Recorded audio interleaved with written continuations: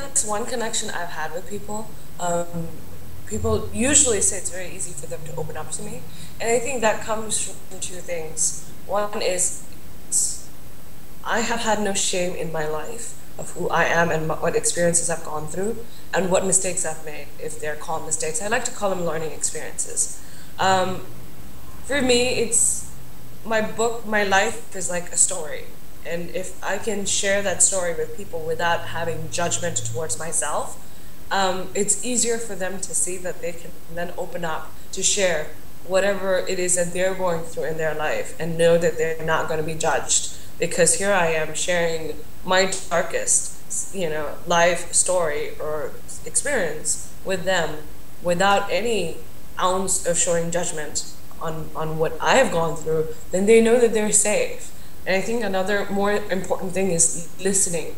I try to listen to them not just from my ear, but from my heart, knowing how difficult it must be for them to go through what they're going through. And that has been the biggest forming of friendship in my life. Most of my friendships are very deep. They are very loving. They are very caring for each other. And people usually come to me with, I did this and this happened, and it's listening without judgment, and then I think being there for them and just giving them a light of hope, because most of the stuff like I have gone through, I would say, and I feel like it's easier just to be able to see any kind of silver lining.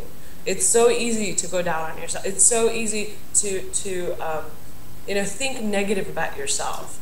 How do you take a certain situation, make it positive? What can we see beautiful out of whatever it is that they're going through? And I think that's the key, is to show any human being a silver lining or be grateful for what it is that they have. And the moment you give them an attitude of gratitude, of what it is, even though they're in that sad space, what is it that they can feel positive about? What is it that they have that they can be grateful about? And then just at that moment, what it is that's coming to me and that I'm feeling at that moment, it would be different for every person. But mostly it is to help them see just something positive in their life. And when you shift that focus from that dark space that are negative to being a little bit more grateful or a little more hope, I think that people feel better and people feel lighthearted. And when it doesn't happen on a talking level, it happens through Reiki. I just recently had a friend actually who was really down, and she was crying, and she was just crying, and funny enough, I was there to give her Reiki, and it gave me a whole lot of perception, and just I was listening while she was still crying and giving her Reiki, and I was loving her through my hands, because I wasn't doing much of talking through my mouth, but it was more from my heart and my hands, and just through giving through that way. So I think it varies from situation to situation, but it mostly is to listen without judgment, to hold the space for them to feel safe, to of course love them. That goes without saying in any of these, in any of this conversation.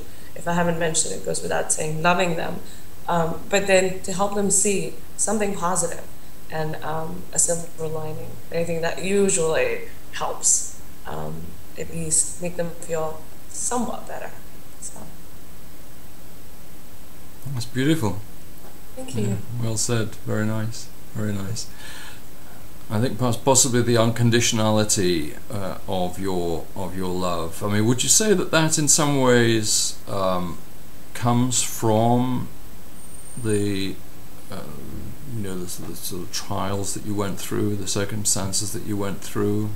Did that give you? And I'm sorry, I didn't mean to cut you off, but that's all right. I would say it's a blend of my circumstances in my life. Of course, our experiences carve us for who we are today.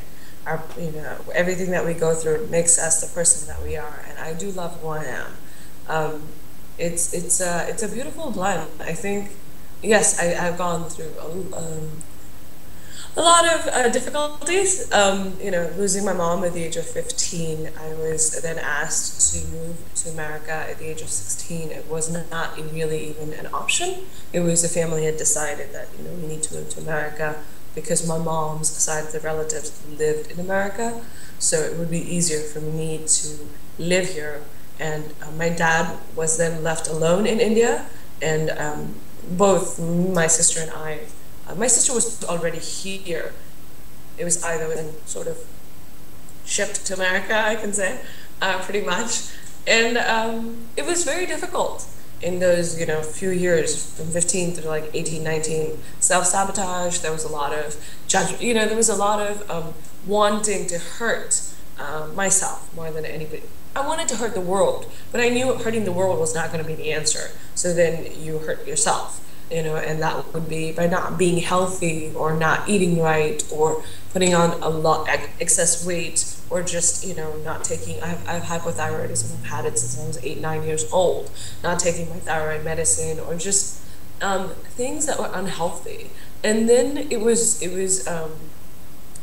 pattern. I got into bad relationships. I met people that were not good to me in a relationship, more than one that I can say physically, mentally, or sexually in that case. And it was a torture to be in a relationship that did that. And I had seen that in my childhood, growing up as a child. The relationship that my parents had that wasn't very healthy either. It was very abusive as a kid as well. And these are just a few things, a handful of things compared to a lot more that happened much later in life. But there was one thing that I saw that kept me positive, even though I went through, sometimes I can say hell, or I put myself through hell in certain relationships. And that was, there were a few people that always loved me and always cared for me, no matter what happened. And one of them was my guru. I could always go back to him and tell him everything about my life, and the man just loved me. He's like, okay, and he would just listen, and he would just be like, I still love you. And that just boggled my mind, because we are so used to being loved conditionally, that you do this, then I would love you. You do that, you make yourself a name, then I will love you.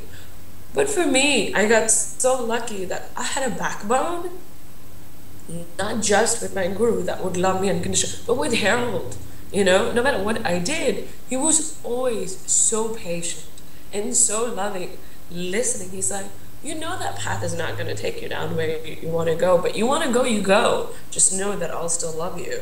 And it's these amazing pillars in my life that has given me that hope and that positivity to continue, loving myself, because they loved me and they showed me that unconditional love. That even though I made mistakes, or even though I did things my parents would not be proud of, if they were alive, but these gentlemen, my guru and Harold, just were there for me no matter what. And if my guru I couldn't speak to on the phone on a regular basis, I know I could always talk to Harold on a regular basis and be able to just ask him questions. So he was a daily, a weekly, conversation. My guru was maybe a couple of months a conversation, but still, to be this lucky and to say, sure, life has its challenges, but no matter what, I've been loved unconditionally, and they give me that strength. They're an example, and because they're an example for me, no matter what anybody's going to do in my life as my close friends, now they have taught me to love unconditionally. I am doing just that, loving and holding the space for people. And I think for me, that came from my guru and from Harold. So. Beautiful. Yeah. So, clearly receiving unconditional love is a very profound thing for anyone. And you recognize that now, and so the great blessing that you're giving to people when you love unconditionally, don't you? Yes. And I imagine that you aim to do this kind of all the time. I do. As much as you can. I try. How about that? I try. Yeah.